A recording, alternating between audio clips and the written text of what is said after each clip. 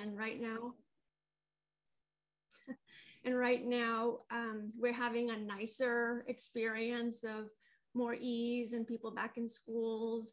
But it's been a long haul and it's a lot of after effects. And many families have been impacted differently. Some people have lost family. Some people can't see their family as much due to health reasons. There's a lot of strain still.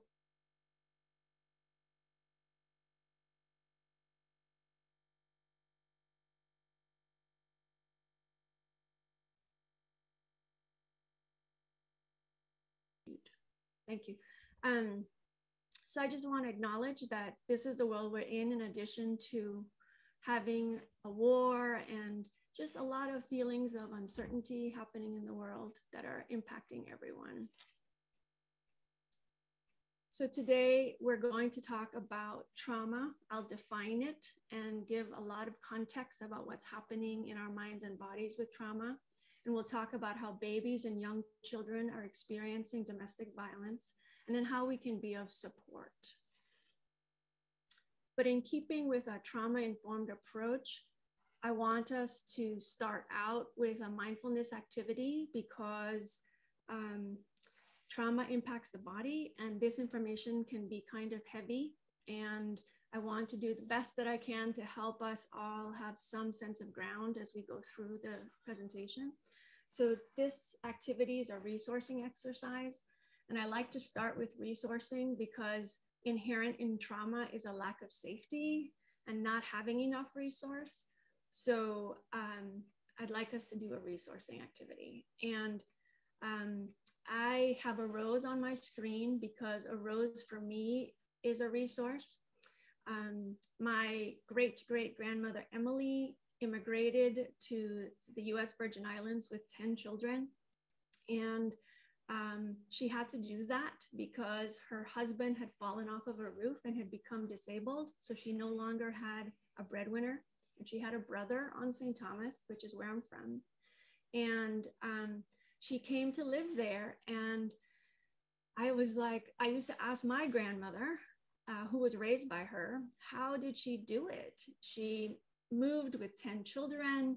She didn't speak English. She didn't have a lot of money. And she said, well, we farmed and she had a little plot where she would keep roses. And we knew that during the time she would go down there, she would go there to pray, that we weren't to bother her, that we were to let her be and have some quiet time for her to be with nature, with her beliefs and her faith in God. And that sustained her. And this went through the generations because my grandmother also was very much a gardener. I unfortunately am not, but roses still are a resource for me and they remind me of the strength of my family. So this is an example of what a resource is, but it doesn't have to be a thing. It could be a song, it could be your beliefs, it could be a pet, a special person. So what I'd like you to do is bring a resource to mind that works for you. And if nothing pops up, feel free to use the rose. And if you're comfortable to do so, I invite you to close your eyes. And if not, find somewhere to gaze that's not distracting to you. And just settle in for a second. Notice that your legs and feet and your back are supported by your chair. And I invite you to offer yourself some soothing gesture. Maybe place a hand on your heart or your belly, wherever you'd like. Just notice the warmth and pressure of your hands. Now bring to mind this resource and just think about some of the details of the resource. Does it have a smell? Does it move? Think about the resource for a second. What is it that you like about it? Now I'd like you to imagine that you have nostrils on your chest. And I know that's a little strange, but roll with it.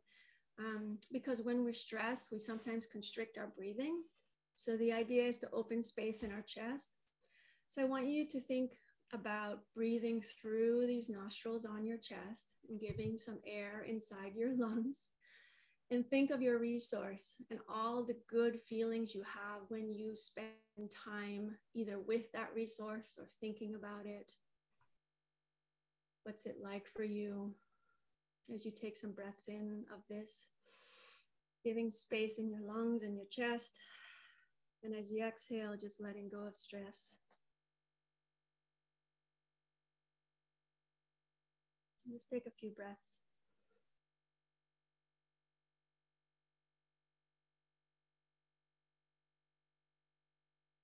And when you're ready, you can gently open your eyes and release this practice.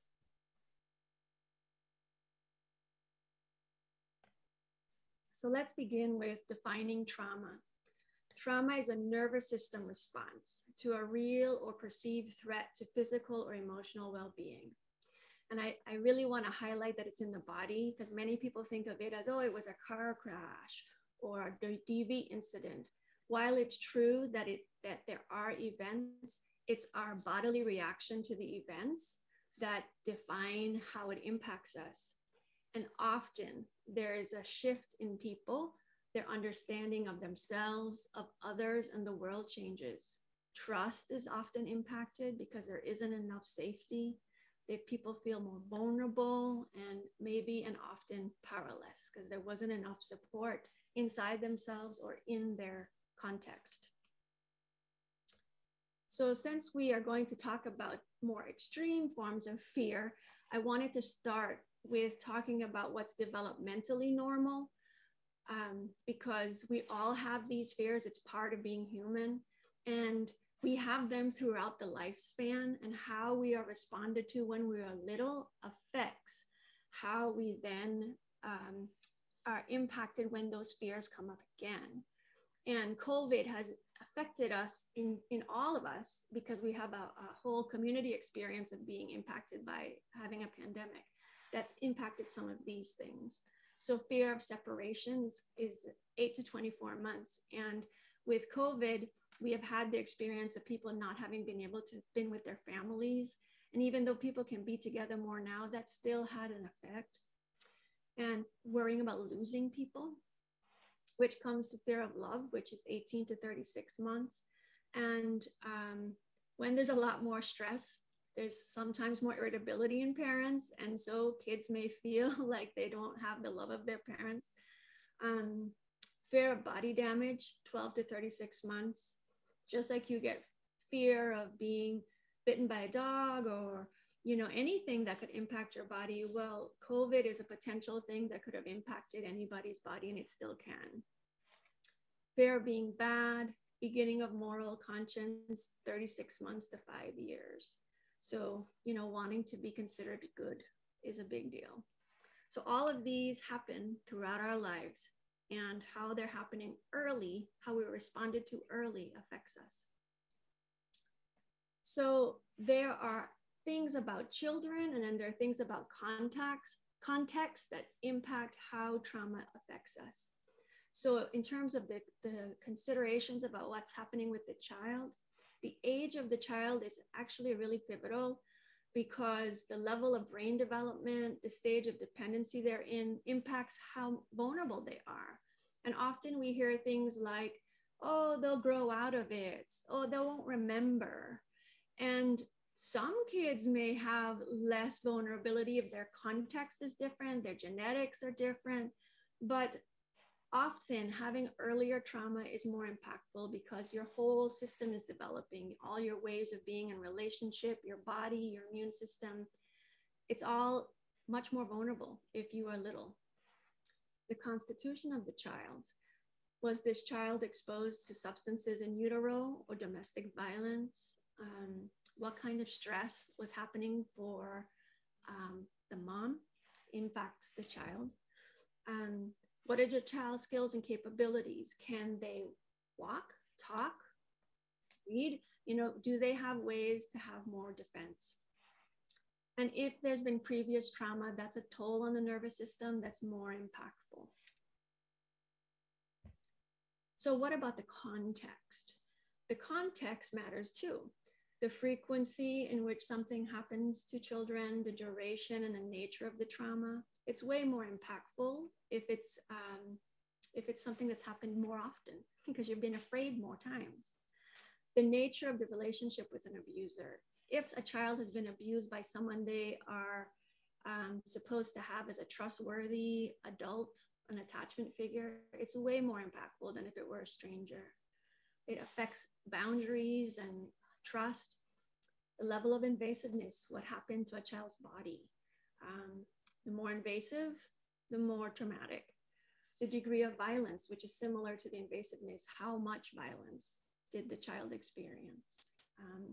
And did anything happen to their body? Systemic inequities, that's really a big factor too. What is the context for this child? What social class are they in? How do they present in terms of their gender? What's their race and ethnicity? All kinds of factors impact what will happen and how this child is perceived, whether they will have stereotypical negative expectations that impact how they're understood, how they are supported, how they are helped. And what meaning is attached? Does this child think, well, I'm bad and that's why this happened to me, or I deserved it? Or, you know, God doesn't like me if they have a faith. You know, any number of things can be wonky in how meaning is attached to what has happened. And if a child comes forward and shares, say, sexual abuse to a significant person in their life and they are not believed or judged harshly, that's really wounding because you're trying to now get help and you can't get it. And then another part of the context is what's happening in relationships. What's the calmness and responsiveness level of the caregiver? Because that affects whether the child is going to be able to be regulated together by this caregiver. And did they get help right after the event, or did they stay afraid a long time by themselves? And is there a context where there's a network of people who are aware of the child's needs and understand behaviors from a lens of trauma versus a lot of judgment? And so are teachers involved? Is the family and the friends, you know, the church, whoever this child's circle is, what do people understand and how are they perceiving why behaviors are occurring? So it's essential to talk about biology with trauma. So this diagram is a diagram of a resilient nervous system. And, you know, the arrows are like kind of how arousal happens in your nervous system. So if you have a child in a caregiver who are not super stressed, what will happen is when normal developmental stressors or contextual stressors happen, the caregiver will most of the time be able to respond and build in some support to co-regulate the child so that over time the child can internalize that and be able to regulate. So when this is true, what you see in terms of behavior is the child is playful, they're affectionate, they're respectful, they're listening, they're cooperative. And what you hear in the parent is they're calm and their hands are gentle and they're listening, they're problem solving, they're seeing options. This is what it looks like when everything is fairly well regulated. But say there's been trauma in the child's history or the caregivers for that matter. There's some kind of stimulus that returns that the child has that brings them back in time to that trauma experience. And this could be internal, like, you know, somebody smells a certain deodorant or an alarm sound from a siren going by for a fire truck, or pains in the body. But there's no intentional recall. There's no beginning, middle, or end. It just comes. And there are times too, like anniversaries, like children in foster care, if they got removed during like a Halloween time, then every Halloween is a huge trigger, for example. So when this is happening, the body's activating to help the child to be safe because we are wired to survive, to continue to survive. So that stress response will come on, and we'll talk more about that. And if the child has had intensive stress, like where you would say even post-traumatic stress, they may have flashbacks, nightmares, challenging behaviors, or their parent might for that matter. So here's a compromise window. So before we had the nice, arousal, being managed. But here we have a trigger happen, and then potentially the child or the caregiver is bumped up into the high level of arousal. And that's when you see edginess, irritability, anger, pain, lots of hyperactivity behavior, vigilance.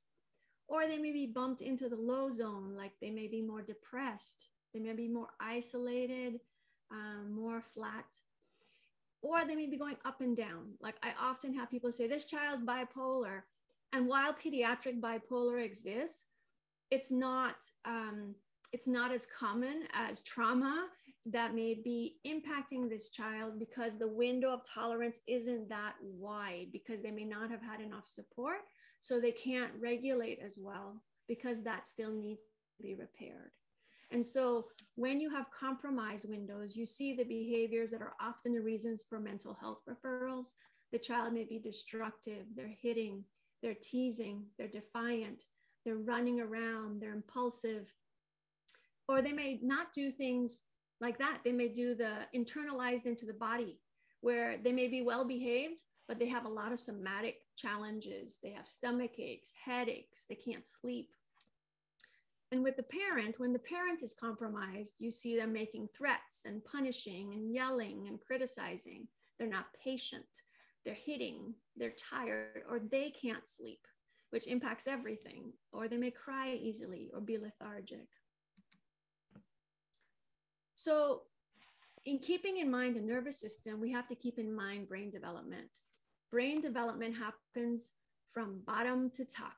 When we're born, we are born with the brain stem intact, ready to go. And that means that we are born for survival. It's managing our regulation of breathing and our stress response, fight, flight, and freeze. So we are born ready for defense as a survival thing. The limbic system is what gets, and the prefrontal cortex get developed more over the course of our entire childhood and lives, but in terms of maturity, as we would think of it. And the limbic system is involved with how emotions are regulated. And that has a lot to do with how relationship happens. And I like to say how the love happens, because we all want kids who think things through, who sit and do their work, who are cooperative, all the things that go with civility.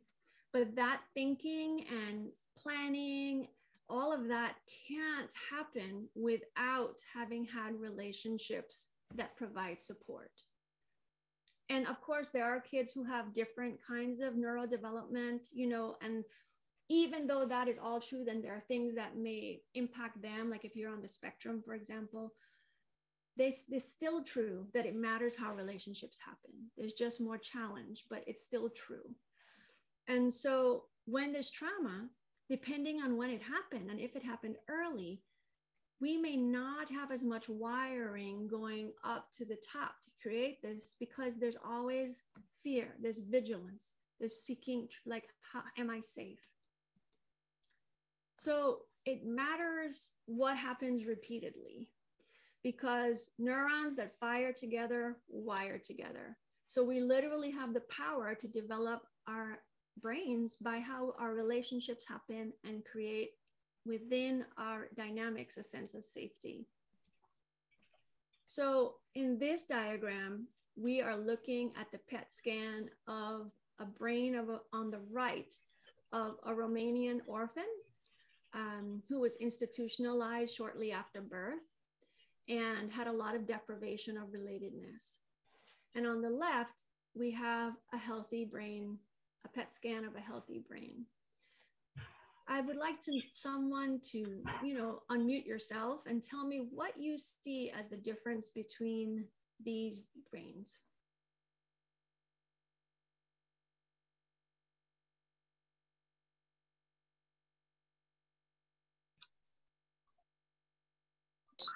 There's space and some missing things. Yes, absolutely. And what do you think might be the effects of that? I would say like their thoughts, the way they think about certain things. Yes, they're going to think differently. Process things differently. Yes, they will process things differently. Yes. Anyone else?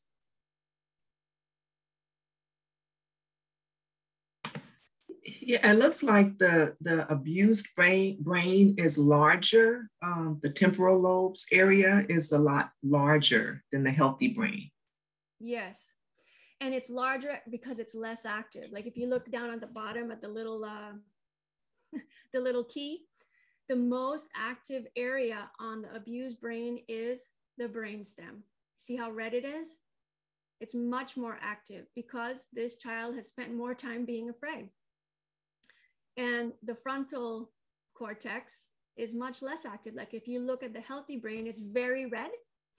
And the temporal lobes, everything is much more connected. And so there's different things that are going to happen because of this. The child on the right is probably going to be more reactive, probably won't be as good at thinking and relating and being calm during stress or regrouping during stress. Whereas the child on the left is more likely to be functioning more as we would wish development would have been going on course. So what that tells us, because this is not a typical client, right? We don't typically have someone that's been institutionalized, but I wanted to use the diagram because I wanted to really highlight how interactions impact brain development and literally how we then behave. And so if there's repeated empathic engagement, that can provide corrective experiences that wire a brain and it creates relational dynamics with a parent and child. And that's really our game, our aim. So stress is important to talk about because stress impacts how we think and function, and also trauma is affected by our stress.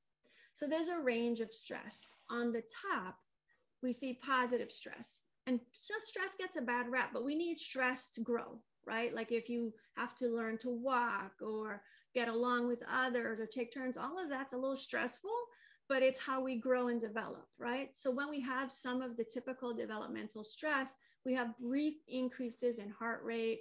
Sometimes there's mild elevations in stress and hormone levels.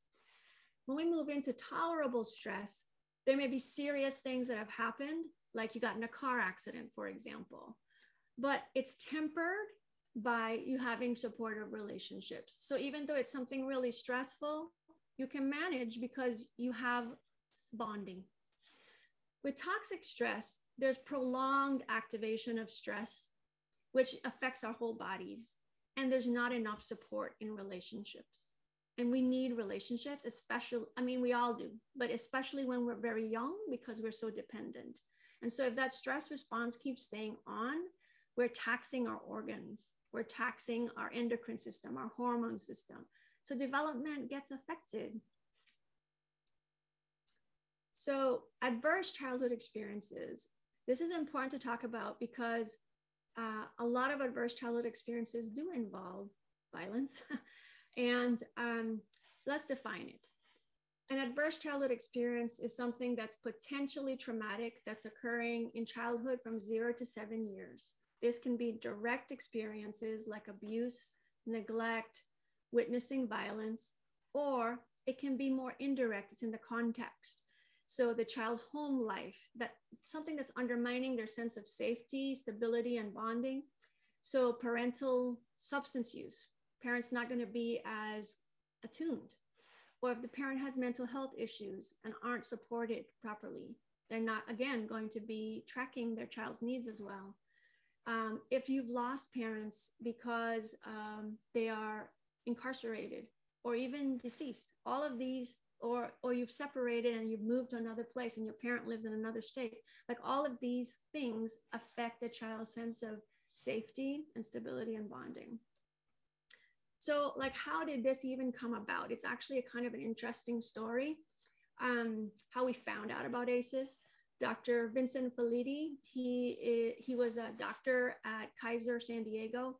He ran an obesity clinic, and he noticed the trend where some of the most successful people who could lose weight would drop out. And he was like, what is going on here? Why are the people who are succeeding dropping out?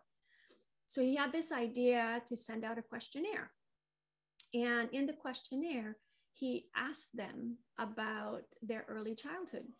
And these were the questions he asked about, these from the original ACEs study. He asked about physical abuse, sexual abuse, verbal abuse, neglect, physical and emotional, if there was anyone in the family growing up where there was a mental illness, a substance use issue, someone in prison, if there was witnessing of a mom being abused, and losing any parents to separation, divorce, or death.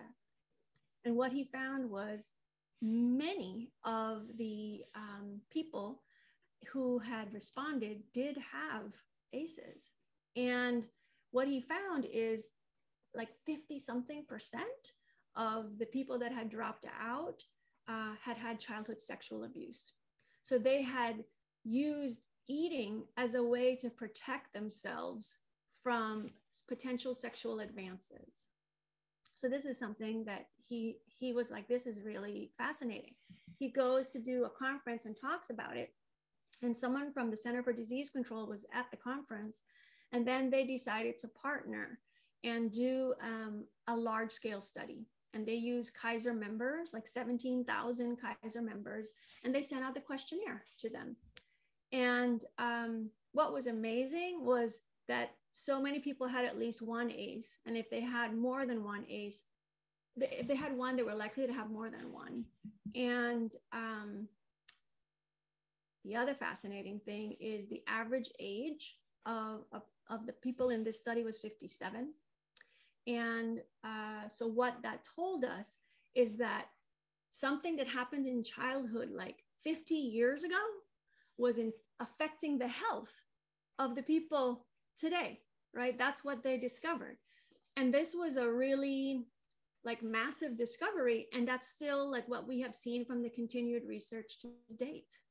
And so here we are talking about childhood and violence in childhood, and how that not only does this affect all the things like learning and whatnot now, but these same kids may potentially have problems with health or mental illness in the future. And this is where we think about, well, what do we do? So there are now other ACEs that have been added to studies formally, like war or terrorism effects, natural or man-made disasters. So now COVID is like a natural almost disaster, witness to school or community violence, sexual exploitation, medical trauma. Like I have to do, as a Medi-Cal provider, we have to do an ACE screening with our families. And all of these questions are on there as these are now added as part of the scanning process. So there is an ACE dose response relationship. As the number of ACEs increases, so does the risk for negative outcomes. And that's because toxic stress is demanding to the body. It affects the heart, blood pressure, breathing, muscle tension, and the stress hormones, the immune system. All of this, having more ACEs, you're adding to the strain in the body. So there's an increased potential for future mental illness and substance misuse. And sometimes it's a reduced ability to respond and learn. But while I say that, I also want to balance what I'm saying with the reality that when I began, I talked about trauma being in the body. Well, so are other things, you know, so like people have different genetic histories and they're in different environments, and there's different things that provide support, either the child's strengths, the family strengths, or the context, or maybe some important person. So there are different ways that someone who has a lot of ACEs may not have the negative outcomes. It's not a guarantee, it's a correlation. And it does matter each nervous system and the context of that person. That being said, there are social determinants of health. So social determinants of health are conditions and environments in which people live, work, play, worship, and age that affect health. So systemic injustice, where you live. If you live somewhere where the air is more toxic, You have less options for healthy food. If you feel unsafe a lot and you aren't protected by the police as much, if you're spending a lot of time and money transporting yourself to work, so you're then impacted by your income, what kind of housing you're in, everything, all of these things, your income level, all can affect and add to your stress level. So, and it can also affect the people who are supposed to be there to support you. So if if people are having to work several jobs or stress about childcare or worry about housing and all of that, they aren't going to be as available for your stress because they're so stressed themselves. And that can exacerbate the impact of ACEs. It can contribute to more ACEs. And so it speaks to the need for much intervention on many levels about how we structure supports for families of all families. So we began by talking about trauma feeling a sense of threat and not feeling safe. So how is it that we tell that we are safe? This is through a process called neuroception. It is how our nervous system evaluates risk. And this is happening without our awareness. Our bodies are reading our cues of safety or danger all the time. And so some of those cues are inside ourselves, like if my shoulder is starting to tense or my tummy is feeling tight, it's sending messages to my brain that I'm not as safe. What's the tone of voice of the person talking to you? How are they gesturing? You know, are they making you feel scared? What does the other person seem to be feeling? And how is that impacting how I'm feeling? So this is all happening unconsciously. This is not the same as perception where you are thinking about something. It's happening automatically, and that is part of our survival as humans. Our system is very interconnected to read our organs and our environment, and a lot about facial gestures, tone, prosody to determine if we are safe. Here's the challenge. If a child has had trauma, they often have faulty neuroception, and it creates lots of behavioral challenges. If children feel safe, they play nice. They share, they cooperate, they think about other people's feelings, they take turns, they have empathy. But if they don't feel safe, you get fight, flight, freeze behaviors, which we will talk about more today. And so they are not going to do the things you want them to do, and they're going to be more taxing for the teachers, and it's going to be harder to make friends and harder to learn. So what do you do about that? How do you help? That really requires a great deal of patience and nurture and messages of safety and knowledge about how a stress response is appearing, because then you can then tack differently with what you do as a caregiver. So what happens for a child who has faulty neuroception? You have some normal thing that happens, right? Like, for example, say someone comes to the classroom and they are going to be, dropping something off. It's a stranger. The child doesn't know if the stranger is a good person or a bad person. And this is a pretty typical thing that might happen. Someone drops off something, but the child has their response to this that's afraid. And however it shows up for them, fight, flight, or freeze, they might try and run out of the room, say they do flight. They can't take in some message about safety very easily from a teacher. And then they stay hyper alert because they just never feel that they're going to be okay. And it goes round and round. There's all kinds of different ways that there be cues happening in the environment. And there's often not enough support or personnel that may not know how to be responsive. But if personnel did know and caregivers did know that this child just feels unsafe, and what would you do? Well, if you didn't feel safe, what would help you? What would you do to help someone else to feel safer? What would you say? How would you approach? It's not a cookie cutter thing. You take chances and you try. And over time, the child can be helped to feel more safe. So what do you do? What may be behind the behavior? Behavior is always communication. And what's the child's developmental stage? You know, is this typical? Like if they're having a tantrum and they're 2, that's typical. But if they're 6, that's maybe not so typical.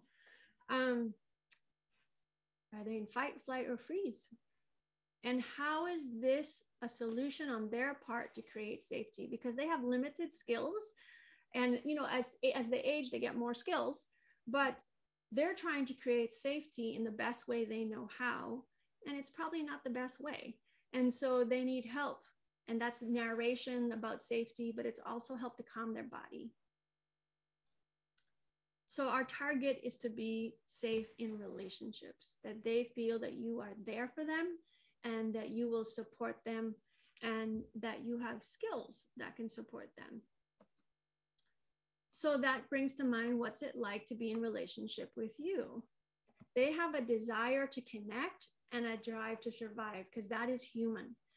You know, when we looked at the brain diagram earlier, that the brain stem is what we come into the world already fully mature with that part of the brain. That's because we are driven to survive as a species, right? But we are also desiring to connect. And especially very young children, they are, you know, it's a huge threat to their safety if there's anything that affects their bonds with their caregivers, because they're dependent and they want to feel connected and safe. But if they feel like the person may be a threat in some way, there's always this balance that happens, because what you ideally want is the child can come into this caregiver, parent, teacher, whomever, for support. But if they don't feel safe with that person, they're not going to do that. So they still stay upset, and it sets off all the other developmental things. So what will create safety? The quality of our tone of voice, our gestures, our eye gaze, and our proximity. We are definitely reading each other all the time. Back to the neuroception. And then that is being messaged to our brains about what we do and how we feel. And if we feel safe, we are going to be socially engaged. We're going to be learning well. And if we don't feel safe, you get more of the stress response behaviors. So first step is to regulate, to help the child to calm their stress response using probably relationship and activity, sensory tools, talking to them about what may be happening and what they could do differently, and reasoning. So like, say someone doesn't want to share, right? So like they go and they grab something, and you know, you say something to them, oh, you know, the toy was busy, and you know, you get down on their eye level, and I know you want to turn. I wonder, you know, if we can just wait 1 minute and take a breath, da, da, da. And then they'll say, no, he's not going to give me a turn. And then once you've helped them to feel like you're there and you can help them calm, then be like, okay, so what can you do instead? Well, you can ask for a turn. You can go to the teacher. You can play with something else. Like, you can't get to reason without calming down the brainstem. And you do that through the limbic system by relating. So I'd like to talk about babies because people often think that babies aren't impacted by trauma. They don't remember. They'll grow out of it. But babies are impacted. And the ways you see it, the way the hyperarousal, like the higher energy level in the diagram earlier, you see a lot of fussiness. They're inconsolable. They have difficulty being soothed. They have a heightened startle response. Their backs arch. They have difficulty settling in. They have difficulty sleeping, eating, stiff muscle tone. These are examples of where they're hyper aroused. And hypo-aroused, they look more vacant. They sleep a lot. They're more floppy. They avert their gaze. They're not wanting to connect. They're not as responsive to interaction. And they may not signal. They may not cry as much. So how are babies who experience domestic violence impacted? Graham, Fisher, and Pfeiffer in 2013 did a study with 6 to 12 months olds, and they had them come during their normal nap time, and they put them in an fMRI machine, which means you can actively see what's happening in the brain while it's happening. And they had babies from homes that did not have conflict, and definitely from homes that did. So while they were asleep at their normal bedtimes, what the babies heard was a male voice saying nonsense sentences, but they did it with tones: neutral, happy, angry, and very angry. And then the fMRI machine, they were taking pictures of the brain. And what they saw is that all babies process emotional speech while they're asleep. And then homes with higher conflict, they were more sensitive to the very angry tones. So even while sleeping, babies can hear, and they are impacted by violence. So now, if the universe will align with me, we're gonna stop this share and look at a video called a still face video. So let me see if I am able to pull this up without difficulty.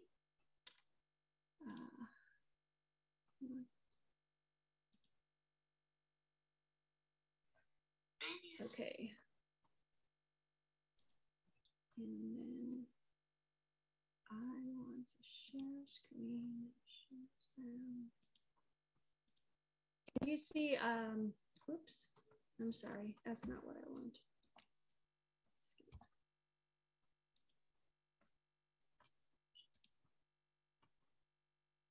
We'll get there.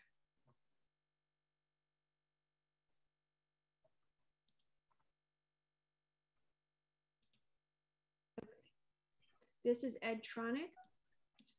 He is a famous researcher.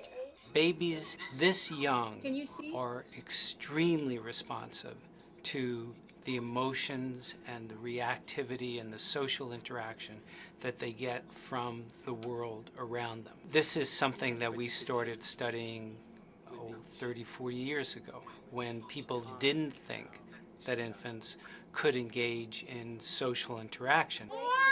In the still face experiment, what the mother did was she sits down and she's playing with her baby, who's about a year of age. I'm my girl. Oh. And she gives a greeting to the baby gives a greeting back to her. Yeah. This baby starts pointing at different places in the world, and the mother's trying to engage her and play with her.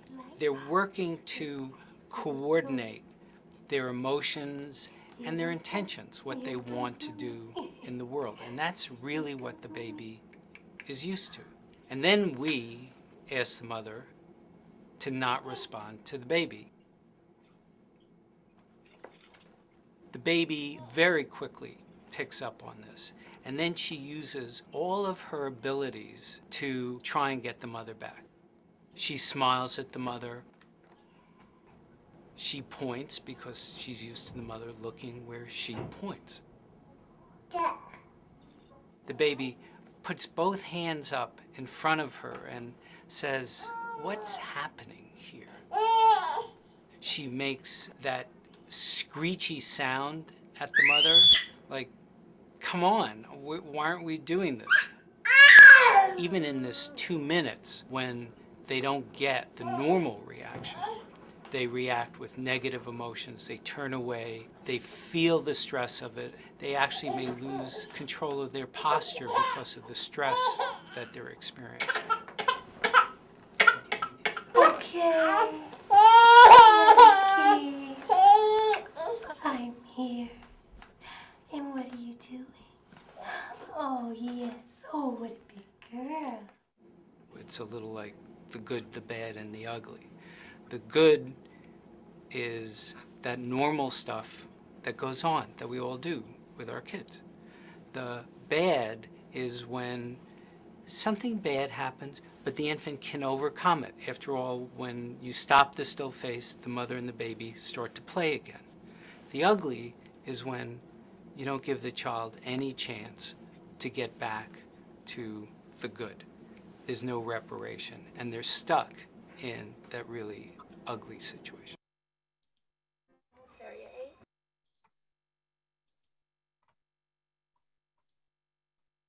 So what we just saw was just like 2 minutes of relatedness, where mom went from being very connected, disconnect, and then reconnect. And because they have a good relationship, this child was able to restabilize fairly quickly. But I want to highlight that that was 2 minutes of time with a healthy relationship. And so if you have a child who's afraid, who's witnessed violence, that you see how dysregulating it was for a child who seems pretty healthy to just viscerally understand how impactful it is to a young child who may not have available caregivers to support.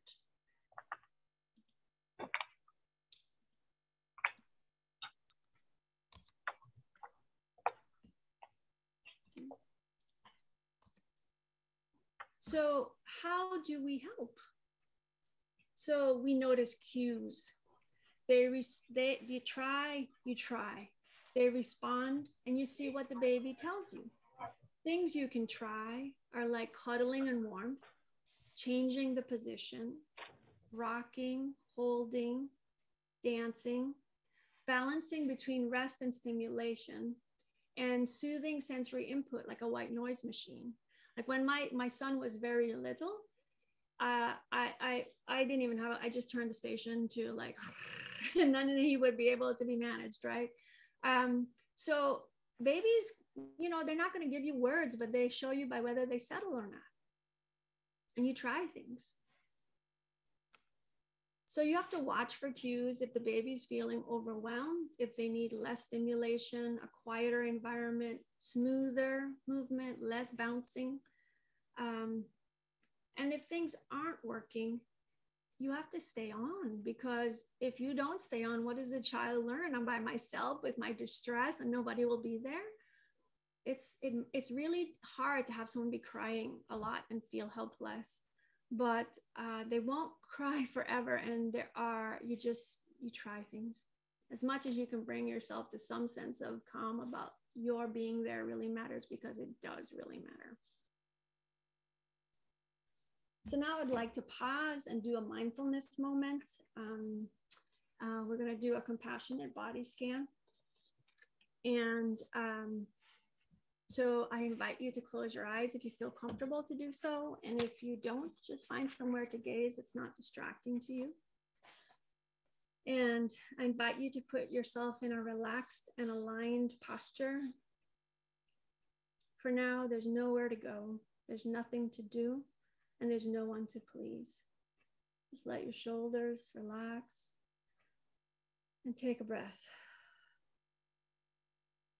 I invite you to offer yourself some soothing touch. This could be a hand on your heart, holding your arms, whatever you'd like to do. Just notice the warmth and pressure of your hands. And just take a moment to notice your body. Let's start with your head and your face. Notice if the muscles around your jaw and your eyes are holding any tension. Just invite those areas to relax. Offer yourself warmth and affection. Notice your neck. We often hold tension there.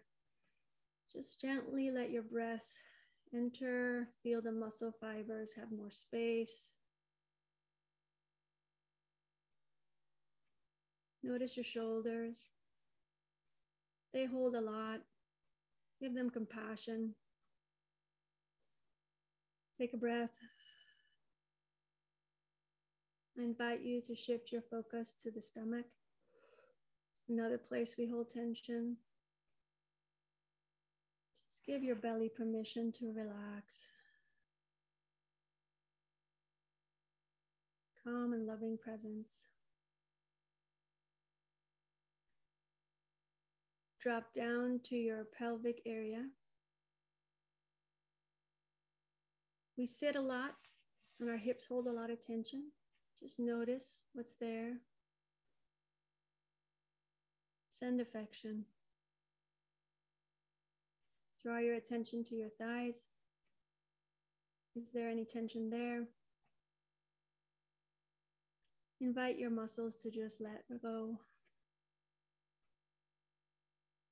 And as we end the body scan, how are your feet? They're small surface area, but they do a lot of work. They hold us upright. Take a deep breath and send down warm affection to your feet. Let's close with 3 deep breaths. I invite you to offer yourself greater soothing by doing a longer exhale. I'll count. Inhale and exhale. That's 1. Inhale and exhale. That's 2. Inhale and exhale. That's 3. When you're ready, gently open your eyes and release this practice.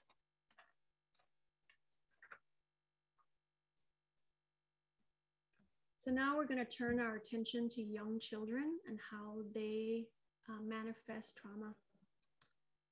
In order to be trauma informed, you have to be able to see the trauma. What is it? So how do young children show us that they're traumatized? Often through play. There's a repetition of what's distressing. You'll see repeated themes. Sometimes you see changes in biorhythms. They were good sleepers, now they're not sleeping, for example. Changes in activity levels, maybe more active or less active than what they typically may be. New fears and avoidance behaviors. I had a child who never had a problem going to the bathroom, and then all of a sudden she was afraid that there were spiders in the bathroom.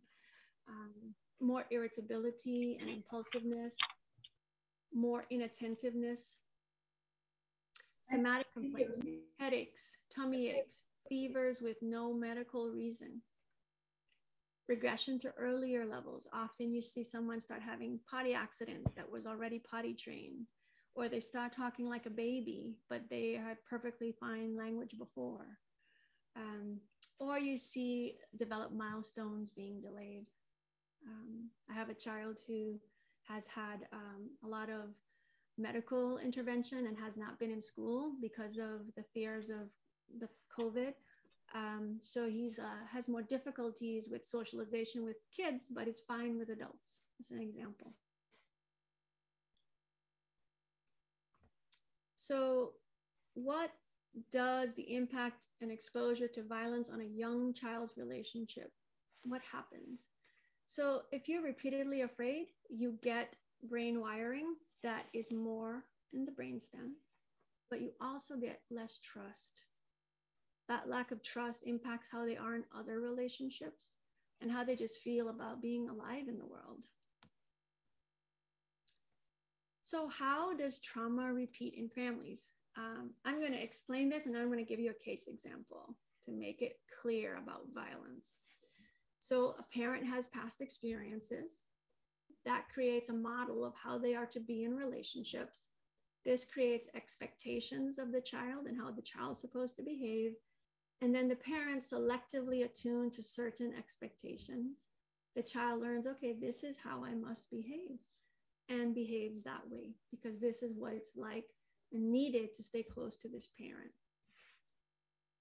So I'm going to tell you about Sammy. We'll call her Sammy. Sammy was 5 years old, and she was diagnosed with autism spectrum disorder. So she was very high functioning. Both of her parents had histories of domestic violence with other partners. They weren't violent with each other. And this child had teen siblings who had witnessed physical violence from previous partner relationships in the home. So Sammy herself had never witnessed violence, but there was regular arguing and tension between the parents and the older siblings. So in 2 school settings and aftercare, Sammy does not display any physical aggression. So 8 to 9 hours a day, 5 days a week, none. In the home setting, she's pretty aggressive when she's with her family. So when I began the assessment process, I was curious about this, because to be in 3 different settings and not exhibit this problematic behavior and for so many hours a day, but then have it be at home, what was that all about? So at the time, I was doing home visits with this family, and you know, you learn a lot by just being with people in their normal environment. And what I observed is that the parents had a tense relationship, a lot of criticism from mom to dad, and dad would take it. And what I observed is this child who had, you know, her own challenges with relatedness, she would watch what they did. And so she would be very verbally aggressive to dad, and he would do nothing. But she would never be physically aggressive to dad because he would set limits. And with mom, she would never be verbally aggressive because mom would always set a limit, but she would be physically aggressive. So I was like, this is very curious. So one day we are all there in their room, in their living room, and the child is on the bed over there, because it was a bedroom, living room. Child's on the bed with her older sister playing and all of this. Mom is standing in front of me telling me about the weekend, and dad's on a big beanbag on the floor. And so mom was been talking for a while, and the child wanted her attention. So what she does is she comes over to her mother and she slams her really hard on the chest. I was totally stunned. And it wasn't my chest. I was like, wow. And the family did nothing. Dad continued to talk about the weekend, and mom, you know, just stood there for a second. So I said, is this okay with you? And she's like, she can play a little rough. I'm like, is this okay with you? And they're like, well, you know, she's got special needs, da, da, da. And I'm like, well, she's at school all day and aftercare and a special needs classroom, and she's not hitting anybody. So I started to point out to them like what I observed, which is that she would be physically aggressive to mom. Mom was a victim of physical violence. So even though they had been in a marriage for 12 years when nobody was violent, she was triggered by aggressive play and wouldn't set a limit. But verbally, no one was going to mess with her. She was a person of agency in the world, but still she wouldn't set a limit with her kid. And dad, he would take verbal abuse from this 5-year-old. And I'm like, this is your child. It's just not acceptable for her to talk to you like that. And so we had to do work to help each parent shore up how they would set limits about the issue and support each other, because the other one had an opposing strength. But what I want to convey is, I'll go back, each parent had an experience of violence in their history, and that created models about what they would or would not set limits with. And the child learned that. Here's a child on the spectrum, and she learned that. And she learned what to attune to and how to be with them. So I said, you know, this thus far hasn't, you know, migrated to other settings, but it will, because she will build these habits more and more. I'm like, what do you want? And they're like, well, of course we don't want this. So we had to do work, and mom had to talk to dad differently. They had to change their couple dynamic, and dad had to support mom when she would get triggered so that the limits could be set. And so over time, the aggression decreased. But what's so powerful is that even in a home where there wasn't no longer violence, they were, before intervention, creating a child who would be violent in relationships that were intimate. It's pretty amazing. It was like the most clear experience I had ever had as a clinician about how trauma repeats based on what you respond to or don't respond to. So I've talked a lot about the stress response. Now we're going to look at it a little bit more. So there are 3 components to the stress response: fight, flight, and freeze. So fight is probably the easiest to see. It's when someone's argumentative, they're confrontational, they're kicking, they're hitting, they're biting, butting heads, destruction of property, screaming and shouting, swearing. This is what it looks like. What does it feel like in a body that's in a fight response? There's tension, there's readiness for action, for a fight. The heart's beating loud. Maybe there may be nauseousness because, you know, the blood's going to the extremities, ready to do something. Or maybe they may be even feeling like they could pass out because they have so much arousal. It depends. So how do you help? You know, I mean, when a child's in a fight response, that's a lot of arousal. How do you bring them down? And so less language, because when you do too much talking and someone's very hyper aroused, it's lost on them. So, you know, we want to be safe. I'm going to keep you safe. And before you go all into consequences, remember that diagram? First, we got to calm down the responses. So we have to stop anyone from hurting someone else. You have to separate kids, having someplace else to go. And that doesn't have to be like some special safe space that you've created, but if you have one, that's great. And things that help a kid breathe, because it's really hard to tell a kid to breathe. So things like a pinwheel, you know, let's do some deep breaths, right? That's a way. Or bubbles, all from the dollar store.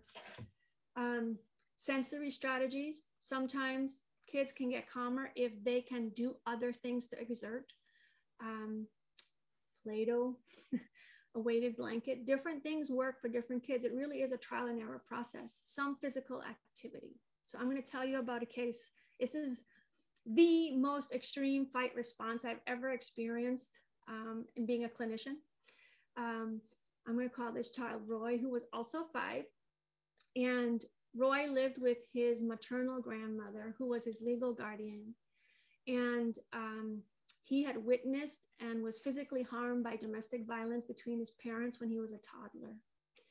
And so his big trigger would be abandonment. And when we were in therapy, we would be in the playroom. This was a playroom-based case. And it would be Grandma, Roy, and myself. And when he would be triggered, it would be most when it was time to end the session, because I would not be with him. I would be, in a sense, abandoning him. So he would be extremely violent. He would flip the table.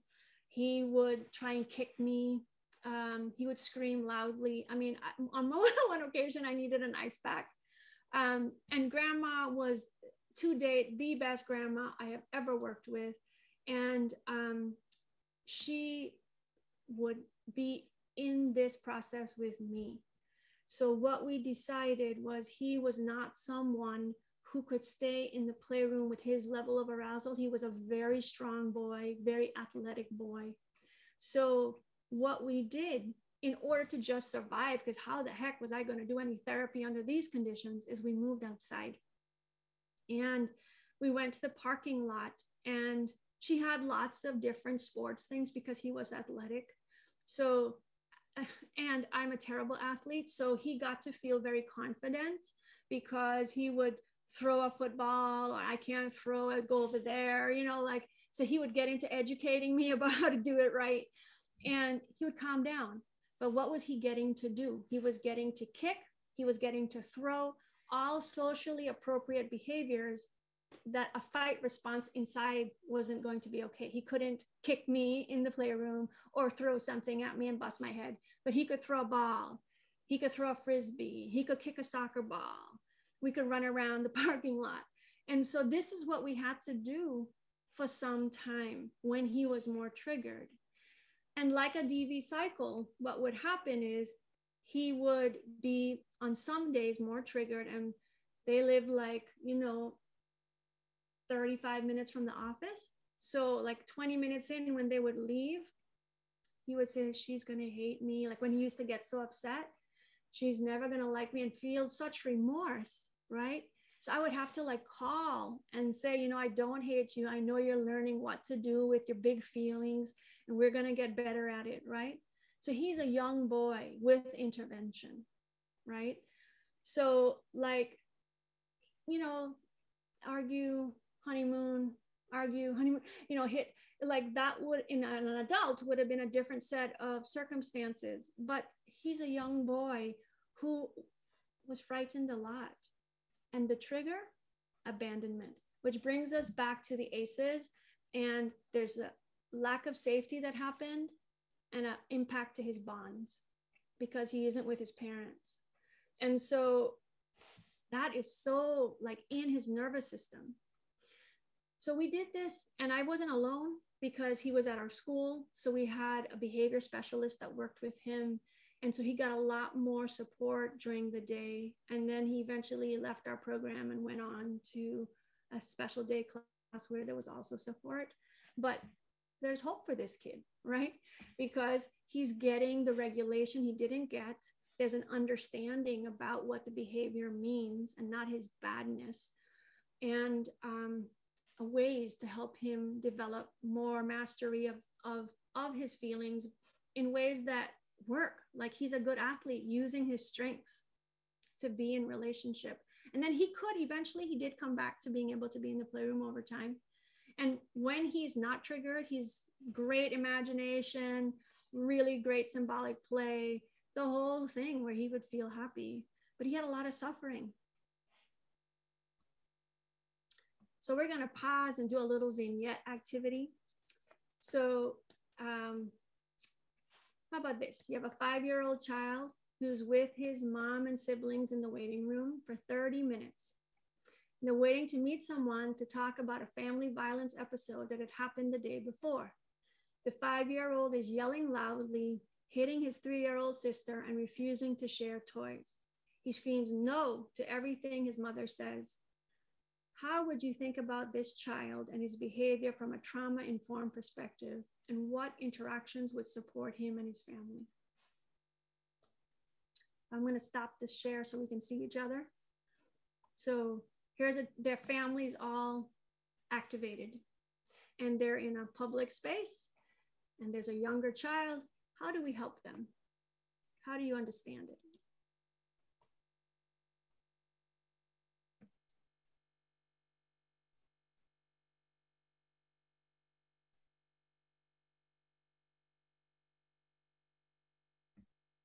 Well, first ask the question, is he in a fight, flight, or freeze response?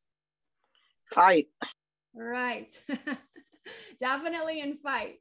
And there's a lot of different people involved. There's him, there's his mom, and his sister. So what are things that we could do that might help calm the situation? What would you do?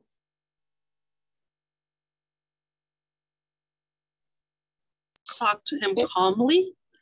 Yes. What kinds of things would you maybe say? Maybe like some soothing words like calm down, if you need to take a break, maybe make some eye contact and come down to his level. So coming down to his level, yeah. Eye contact, yeah. Okay, and tone of voice. Yes. So those things matter. Maybe offered him something else to do, like, if he's in an office, maybe they have some other toys or things that can calm him down, where he can go sit by himself for a few minutes. Seem like he's overstimulated. Right. So he's very hyper aroused, and they're all going to be anxious, right? So are there things that are in that office? Maybe Play-Doh, something that can be soothing, calming. Any other ideas? Validate his feelings from Charlie on the chat. Yes, I know you're upset. Meaning, I see you. You're not alone.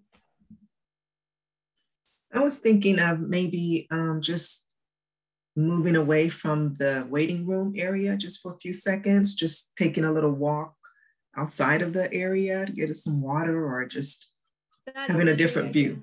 Yes, because he'll calm down a little bit. And water is very calming. That's like a great regulation strategy, because you have to pause, you have to breathe, you have to take it in. And depending on where your office is, right? If you have a nice, safe place to walk, just to go for a walk around the block even, that could be helpful. Any other thoughts?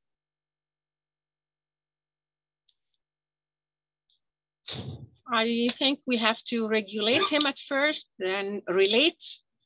And the third is respond. So the first part is the regulate. And because he's in a fight response, he is going to need help to do that because he can't do it by himself. And mom may not be able to help him right then either. So the ideas that people have talked about are all good ones, like your tone of voice, getting to his eye level, having something sensory to do, maybe going for a walk, maybe a glass of water, all these things that could help. And I think it's also bear in mind that his mom is there and his sister is there. And so waiting rooms, it kind of matters what you have to do and what the options are, and to have things that are soothing, you know, that does matter, like things that are sensory soothing, and water.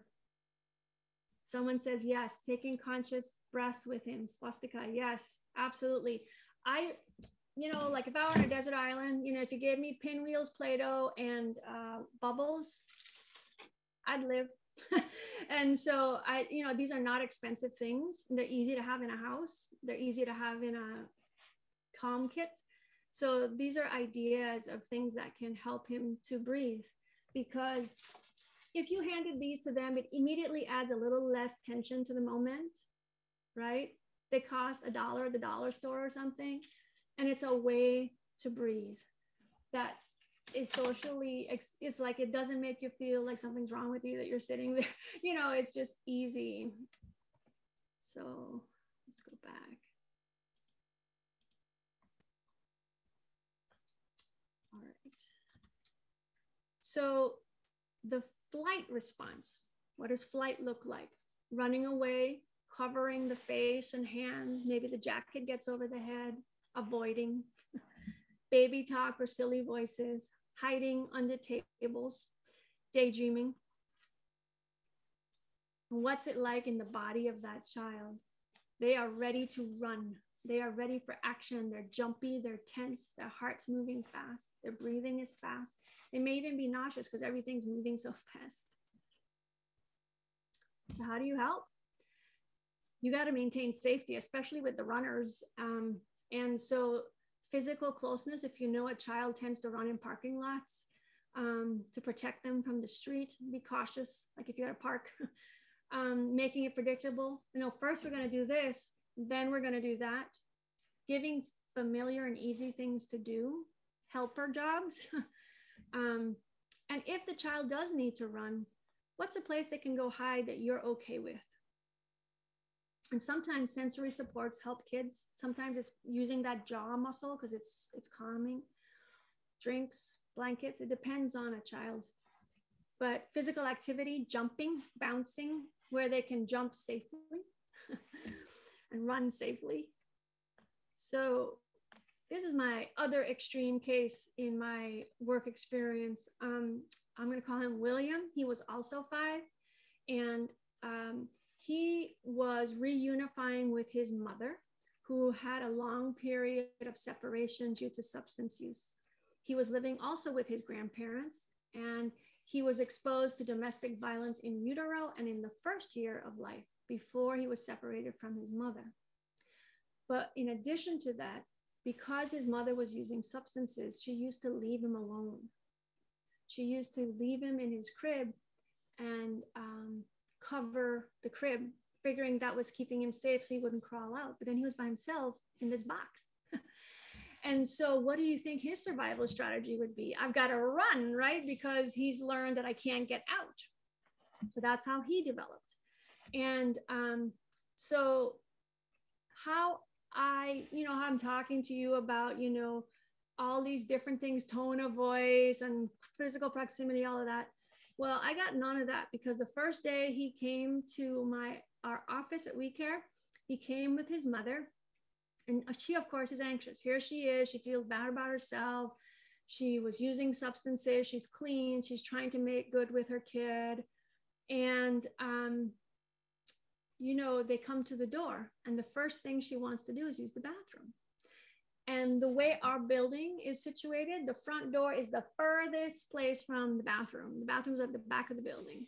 So I turn my head to start to tell her where it is.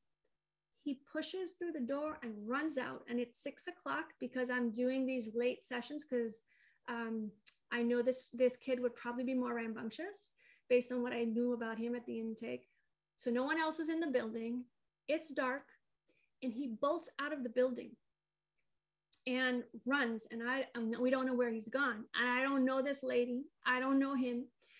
And so I have no relationship, and all these tools and telling you about, I didn't have any of them. I thought, oh no, I should have been a freaking attorney. And so I now have to go and separate from mom to look for this kid. And I'm thinking, oh my God, I'm going to lose my job because this child's going to die because we live right near the highway, work right near the highway. And so she finds him. And, her heart's boom, boom, boom. And we get back to the building, and then he's running around the cars because now she's found him, and now he still wants to play tag. So he's really still very upregulated. And we get him inside, and she asks him, why did you run?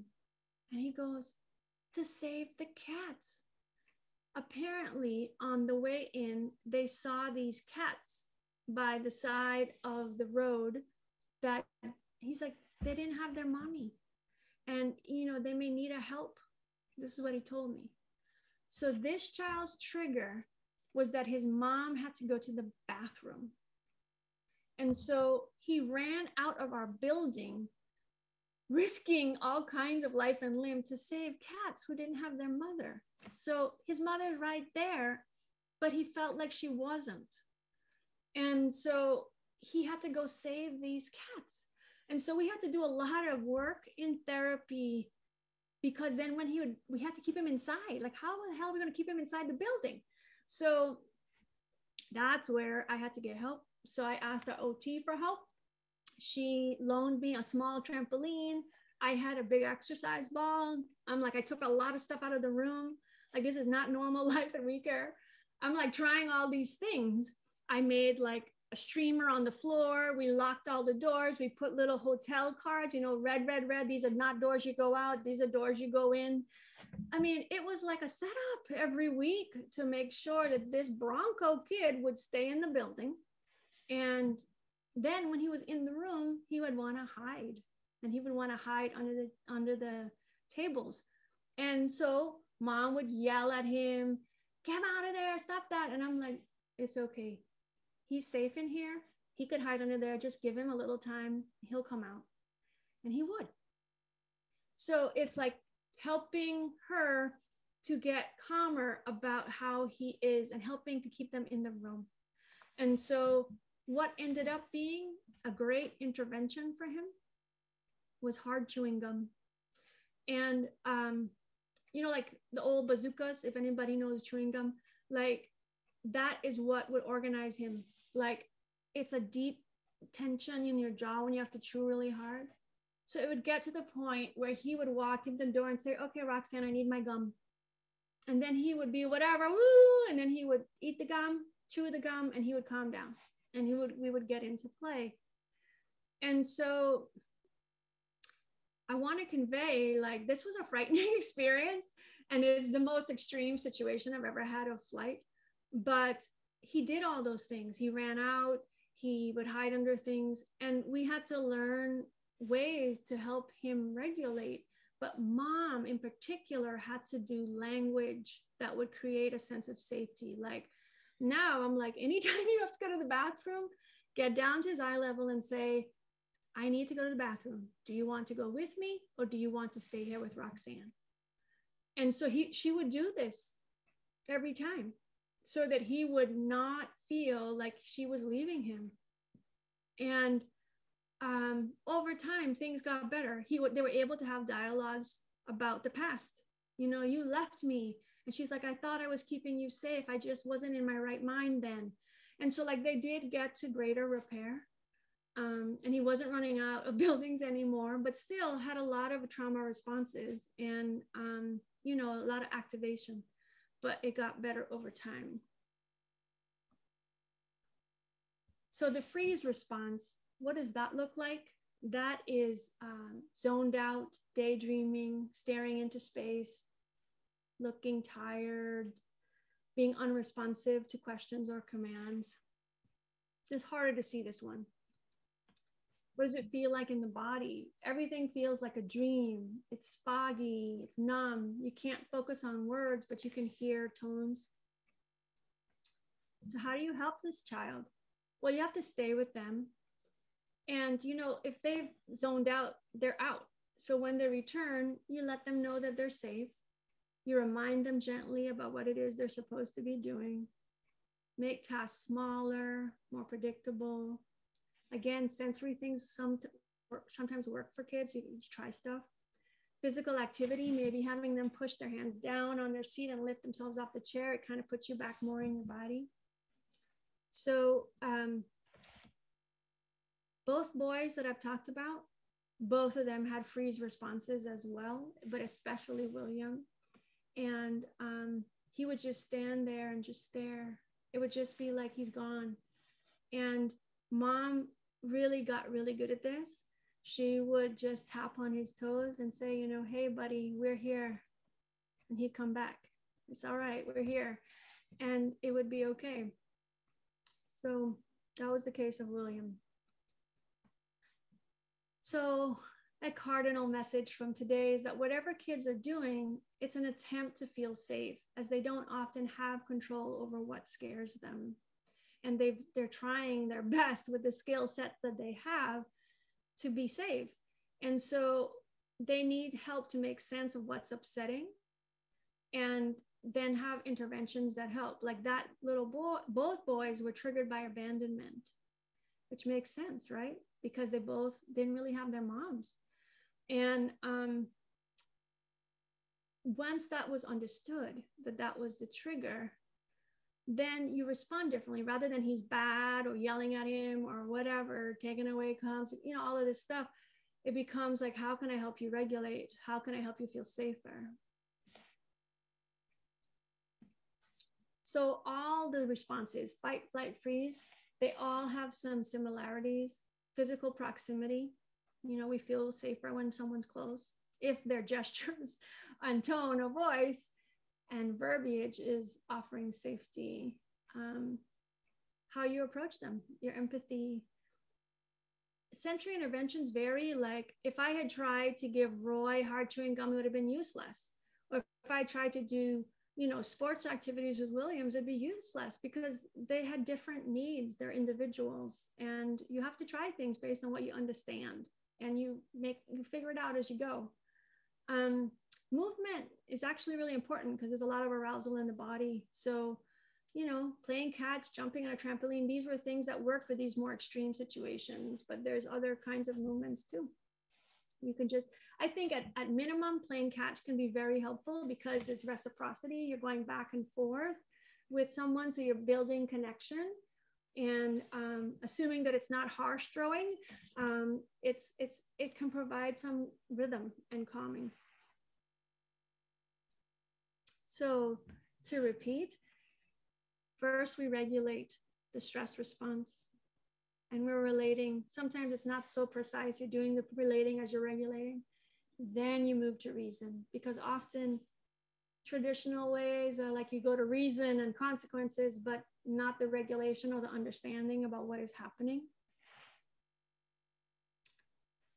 Stories are a way to talk about feelings. These books were written by Chandra Ghosh Ippen, and she is the co-creator of the child-parent psychotherapy model that we use with domestic violence situations. And she wrote these great stories that talk about feelings and use animals. And not all the stuff are animals. Some of them are pots, like Holden pot. It's a pressure pot that gets too angry. But she kind of covers different things: fear, sadness, anger, loss when parents have substance histories. So this is not a comprehensive list of books, but it's a way to start. You can look these books up, and if you get on Amazon, you'll say, well, people who bought this, and you get other ideas. And then, you know, kids have different favorites. But what I wanted to do was show you some pages from the book Once I Was Very, Very Scared. This one is all about the stress response, but it's made into a kid format. So it's very easy to talk about it, because I think sometimes caregivers really want to help, but they don't quite know how to navigate a conversation. They don't have the words, and stories can really give you that. You know, if they're skillful, they can give you the words, and it can open up a way to have a conversation about incidents that happen. So if the forces will align, I'm going to stop share and switch to the book.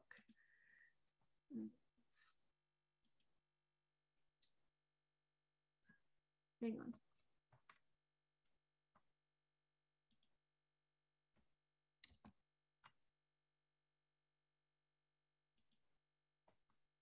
Okay.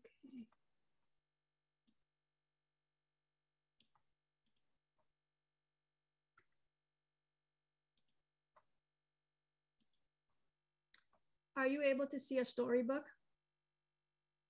Yes? Okay. So this is from Once I Was Very, Very Scared. And this is where she's using animals to talk about tough stuff. So someone I love left. I don't like it when people leave. They leave a lot. People were fighting. I hid, but they kept fighting. They went on and on. So let me see if I can move this. Hang on.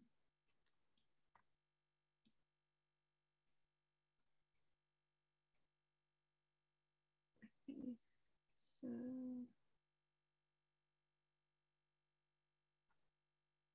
So here's like the flight response.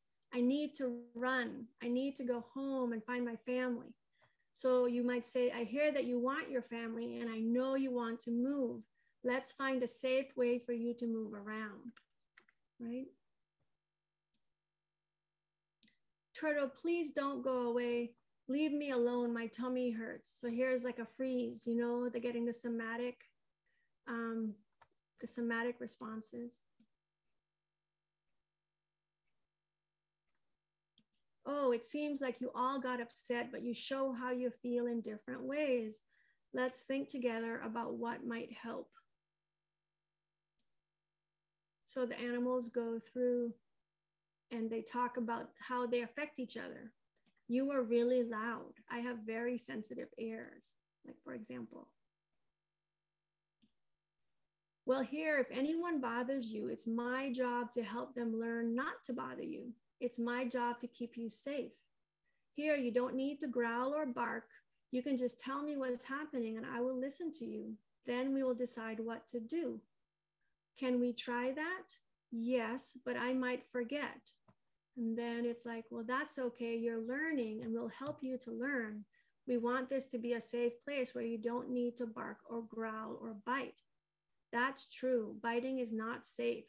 Sometimes it's hard for us to talk about what's going on inside us or figure out how we can calm down. And then I just want to go down to, all right.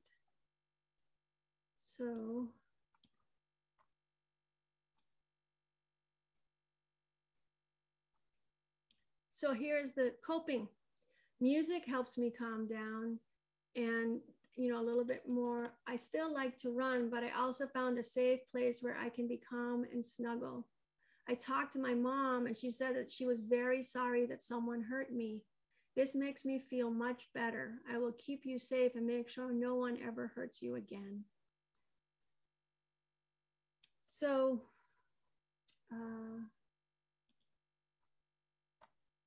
these were examples of ways to have the words. And that book in particular is kind of longish. And young kids sometimes don't have like the longest attention span. So you may have to be selective and skip some pages and go with what you know about your child. But it's ideas of ways to have a conversation. And all this stuff I've talked about today, it's making it like kidified.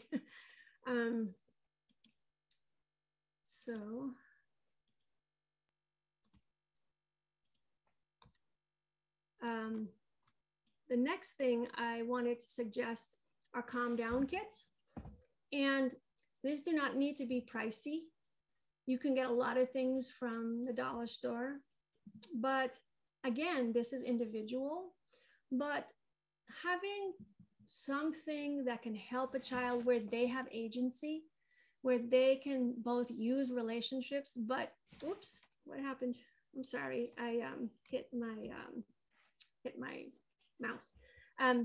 Where they can have agency to choose. Like I had a little girl who had a lot of trouble sleeping in foster care, and it would create tension with the resource mom because she'd be like, look, I'm tired, it's been a long day, she takes forever, I've been very attentive, and you know, there would be tension.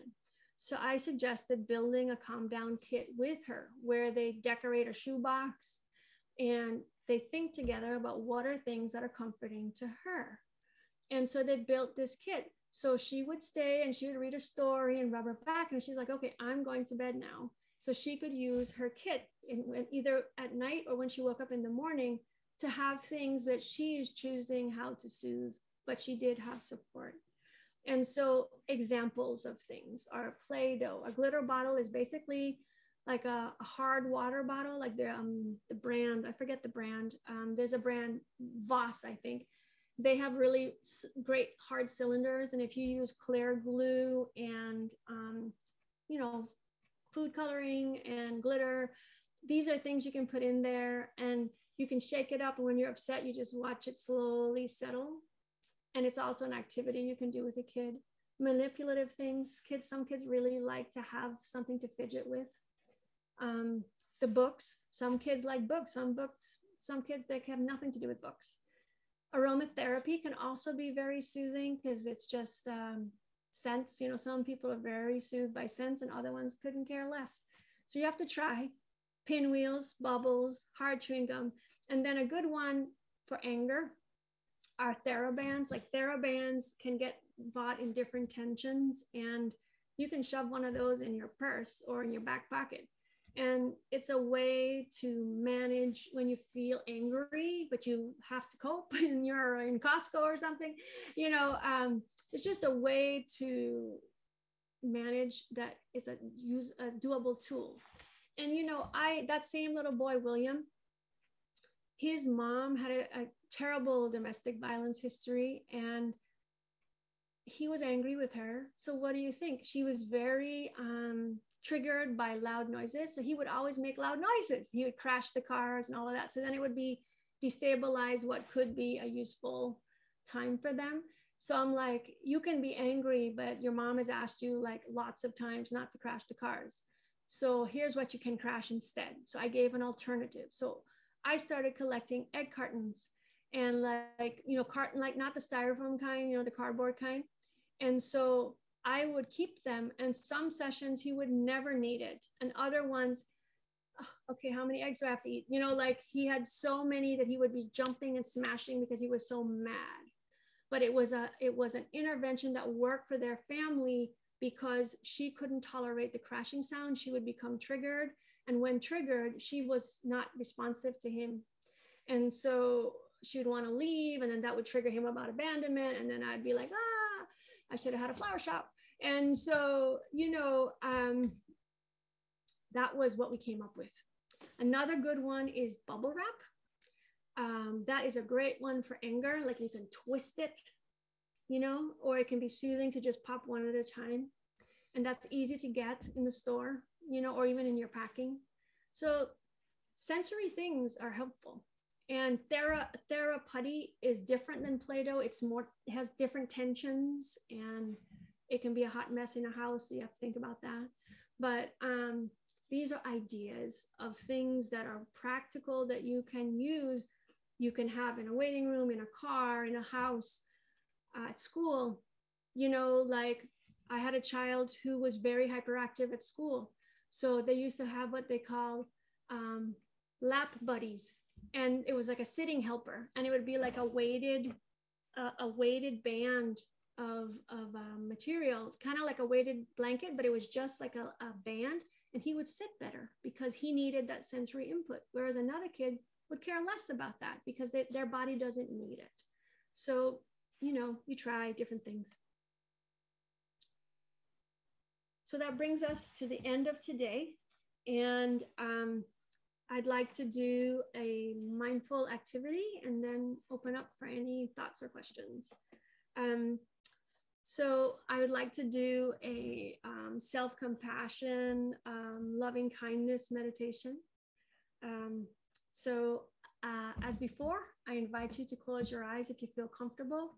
And if you aren't, find somewhere to gaze that's not distracting to you. Just notice right now how your body's feeling, the sensation of your feet touching the floor and your bottom touching the cushion, the weight of your arms and your head. Just be in your body right here and right now, fully inhabiting your lived experience. Allow your attention to locate sounds, but try not to reach out to them. Just let them come to you.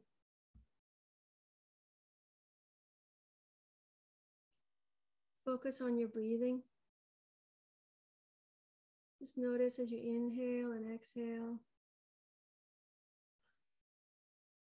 Let your breaths be nice and easy.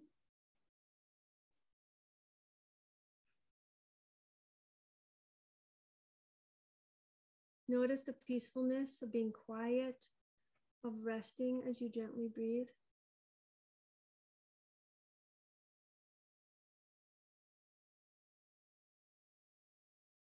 Bring into mind something that was challenging to you today, that has made you feel discomfort or maybe even inadequate in some way. Try to get in touch with what this feels like and what it is about it that's upsetting. Now notice the sensations in your body that go with that upset. Is it the tightness in your throat? Maybe there's heaviness in your heart or tension in your shoulders. Just allow the feelings to be as they are. Natural feelings that arise in the body. Now I invite you to take a hand, or perhaps both hands, and put them gently over your heart in a calm, soothing, reassuring way. Maybe even rub it in a circle. See how your heart feels. We're going to do some self-compassion affirmations that you can offer yourself. We all have discomfort. We all fail. This is human. So I'm going to say some phrases aloud, and I'd like you to repeat them in your mind. May I be safe.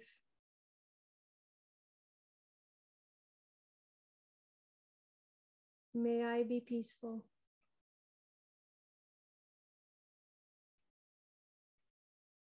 May I be kind to myself.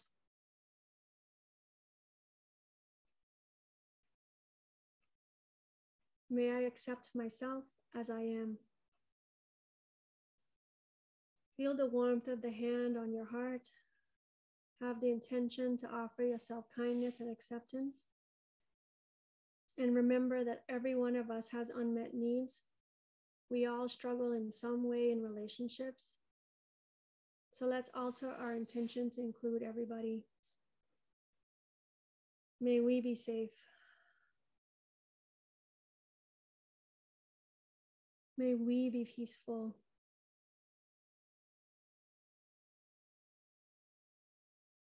May we be kind to ourselves.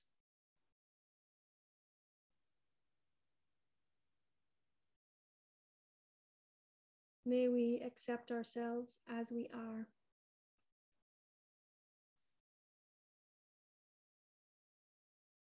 We're going to close with 3 breaths.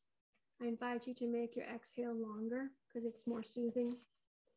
I'll count for us. Inhale and exhale. That's 1. Inhale and exhale. That's 2. Inhale and exhale.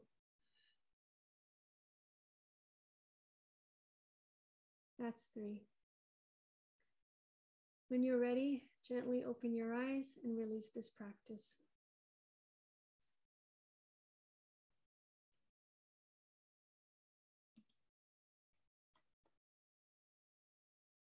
Thank you so much for coming today. I'm opening up to any comments or questions.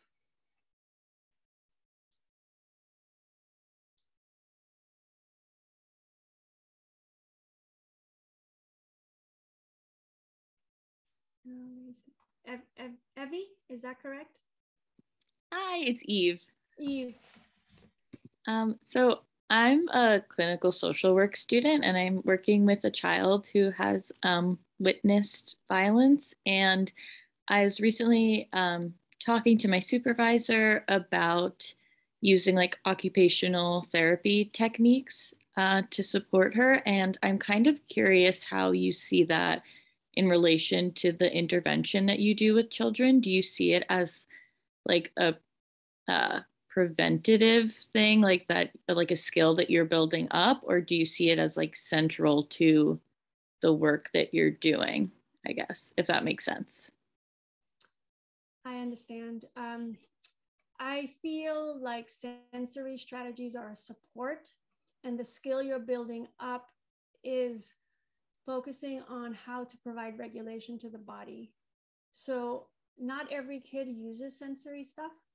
I use the cases I described today, the 2 boys, those cases needed intervention like that, but not all cases do. But I feel that generally, like, I've never met a kid that doesn't like Play-Doh or pinwheels, you know, like these are things that provide support to regulate the stress in the body. So I don't feel it's a requirement, but it's a support.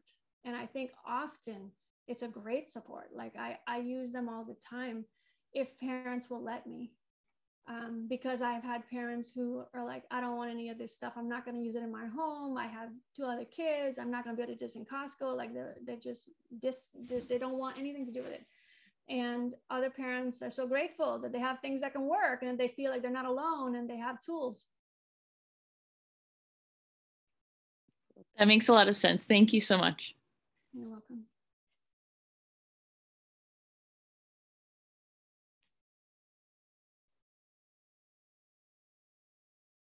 Anybody else? Any other thoughts or questions?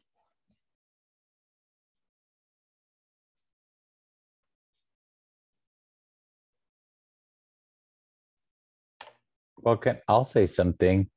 I just think in terms of how we treat children, small children, many times we may not be, I don't want to be accusatory, but I think it's challenging to be mindful of all of these things when we're dealing with children in the moment, so that this needs to be practiced, and it does need to be practiced also with adults, because I think it's hard to just check yourself right now in these really rough moments. And so right now in my personal life, I have quite a bit of things going on. So I identified with a lot of this stuff, even though it was for children.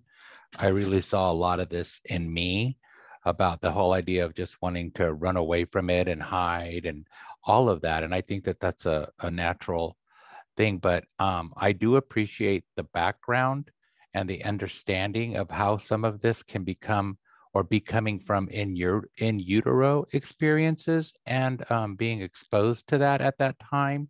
Because I know that we've heard, oh, well, this child was just born evil, you know, or this child was just, you know, it's just been mean all their lives.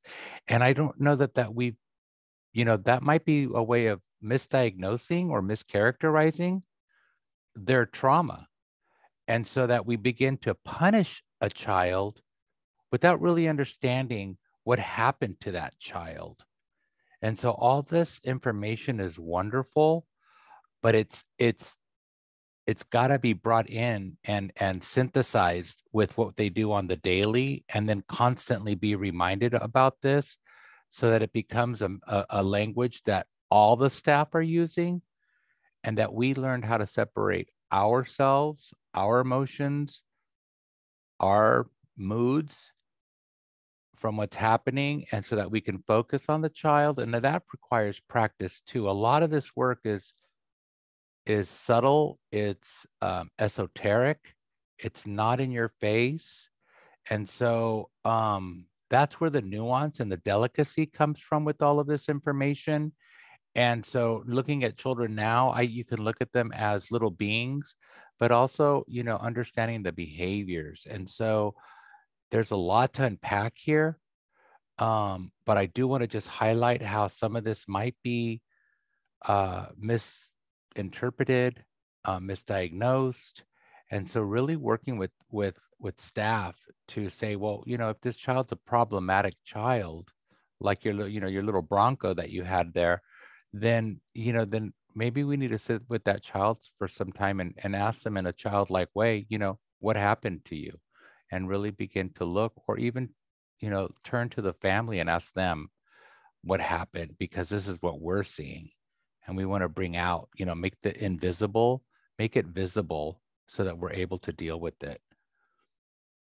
Thanks for. There's so much that you said there to chew on. I'm like, which direction do I go in? First, thank you for your share about your own self. And I think you're not alone. I think many of us have trauma histories, and you're trying to make your way through the day, and you have your own ways of having been parented, and that is true for everybody. And to circle back to when we started about what's the context that helps traumatize kids, is that there is a network of people thinking similarly. And that does matter on how staff, what's the philosophy of the places that the children attend school. Both of those boys attended We Care State Preschool, and they were connected to behavior specialists. So part of why they were both able to heal more than may have happened in another environment is that we all were working together. Like, they had the philosophy of, how do we provide regulation? How do I give you that contact and help you navigate those social challenges when you're triggered? That they had that extra help, but a lot of kids don't get that. Or they get a behaviorist that's not relational about trauma. They might be like, you know, this is the consequences of this. And so it really is a philosophical pivot to go to what has happened to this child, what is happening physiologically, and what do we do? It is a pivot, and I wouldn't say like we are like clear out of the woods, you know? I mean, like, this is work. And it's work even at where I am, where we're really in it to win it with this philosophy.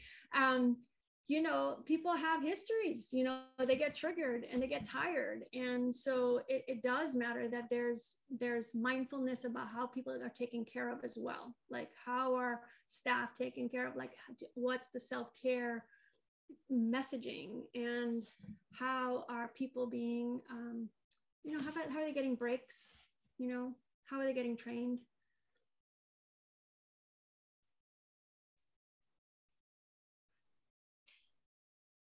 This is Shannon with the Family Justice Center. I just want to say thank you for also including the importance of looking at intergenerational trauma and how that shows up. And I'm also very interested in epigenetics too. And so how they all interplay and interweave with one another, and how when you have a situation with a parent, how because of the traumas that they've experienced, they're not able to set those boundaries because they're being triggered. So thank you for bringing that up as well. Oh, you're welcome. And almost 100% of the time, parents have trauma histories that I work with, almost 100% of the time. And we do long-term therapy because we understand that it's like you're really working with two sets of relationships, the one inside, the one in this one, the parent, there's a lot. And just to name the reality of historical trauma and all those social determinants of health, how the US has developed over the course of time to impact African Americans, other groups, so that there aren't situations that are as supportive of all those things, the schools, the transportation, the food options, like all the things that affect health and feeling pressured and being able to get work and get to work, and all of that is exacerbated and affects.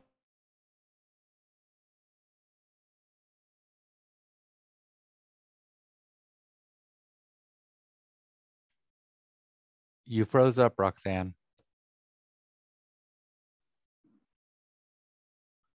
I'm not for sure what happened. Oh,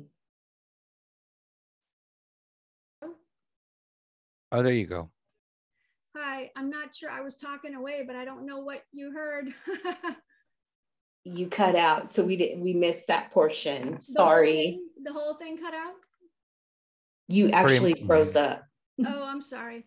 So what I was saying in regards to intergenerational trauma, just wanting to really name historical trauma, and that just the whole history of the creation of the United States, you know, genocide, forced labor, and then how then housing was laid out, and how homes are able to be bought or not, and for generations, and how food is only through convenience stores in some places, and overpriced and junk. You know, like there's so many things that are impacting people, especially people of color. And so that's all in the mix too, about all the ways that we are impacted in our nervous systems and whole groups being impacted. Roxanne, I just wanted to add just a couple of more things. And one of them is the impact that poor diets might have on behavior as well. So many of our families come from food insecure communities. Yes. They call them food deserts. Yes. And so I remember in West and East Oakland doing a lot of work around food justice issues. And so food definitely impacts behavior, especially as you get older and adolescent. When I was working in the high schools, you know, your breakfast, lunch, and dinner is a Arizona tea and a hot Cheetos. So that's going to impact your behavior, your ability. So children are the same way. And then the second thing, I think more than once you've talked about social determinants of health, and very specifically what you mentioned right now was it reminded me a lot about one of the resources that's in I just put it into the chat, but it's unnaturalcauses.org, and it is a cornucopia of resources. And there's one in particular that is called Place Matters. And it really references the Richmond, California area, where before Richmond was a hustle and bustle, an idyllic community, a lot of work with the naval yard. Everybody was happy and thriving. And then the government saw that that was going to kind of end, and times were changing and become, you know, industrial ways were going away. And so they moved people. But when you just said access to housing, 99% of the home loans went to Caucasian white people, and 1% went to the African Americans. And so when all of that left, creates a vacuum. And what is left became, you know, what we would traditionally call the ghetto, but it's a poor community. And then that's where the other communities have come into. So then health becomes an issue. And so there's so many things. But when I saw this resource, I really appreciated the storytelling way that they do it. And they give you these concrete ways of understanding the process, and these processes, like I said, it's not esoteric. They're doing it out in the open, but they're very slow. So you don't see the automatic injustice. You don't see the automatic negative impact. So this resource to me opened my eyes to a lot of different things. And then it was all about the health and the community and the individual and different races and stuff. So I would strongly suggest, you know, just using it as an interest tool, but also the fact about diets and how we live in communities that don't have healthy foods. So you again brought up many roads to go down. Thank you for the resource. I also want to recommend another resource along that line. It's called The Color of the Law. It's a book written all about the history of segregation in the United States. And it focuses actually for a good chunk on Richmond. And how exactly as you said, there was a bustling naval yard, and then when housing was to be built, people of color had to go further away. So you're spending more money on transportation, you're taking more time to get somewhere, and more people having to live together. And so you're not having as much comfort, and just how it layers. And then, you know, who then has a house to bequeath, and it's all there. And as far as the food piece, I see this all the time. The families, that we are a full scope Medi-Cal agency. So I work with a range of families. Even though all the kids have Medi-Cal, there's a lot of kids in foster care that are in an adoption track. So they're in more middle-class homes, but other kids are not. And there's a vast difference in how the kids eat. I see it all the time. Definitely the kids from a lower socioeconomic status home have a lot of sugar. So I see it too. And the parents too. I mean, like, they don't have as much money, so they're pulling a Red Bull and a muffin, and that's not gonna help them be regulated when their kid's upset. So yes, food is actually really significant. So I'm just noticing the time, it's 12 o'clock, which is what we agreed to, 10 to 12. So I'm happy to stay on, but I just want to formally end so that people who want to leave can leave. And thank you all for coming. Good afternoon, everyone. Thank you again for joining us at the Family Justice Institute training. Thank you, Roxanne, for sharing your knowledge. Thank you, everyone, for participating. It's through these conversations and training that we can do this work in a collaborative effort so that we can help our clients to move in a direction where they can heal. So on behalf of the Family Justice Center, thank you so much. Have a wonderful rest of your day. And I'm sure our paths will cross again real soon. And just a reminder, you will get a copy of the slide deck. So we'll make sure you get that. And then you'll also get a survey. Please provide us with that feedback. Thank you very much, everyone. Have a wonderful rest of your day. Bye.